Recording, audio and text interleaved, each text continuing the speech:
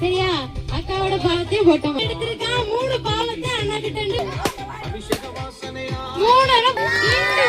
போட்ட மாட்டோம்.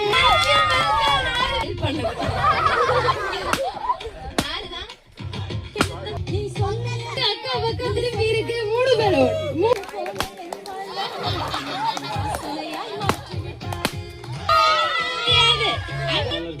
ஒரே ஒரு பலூன கேர்ள் சைடுல நம்ம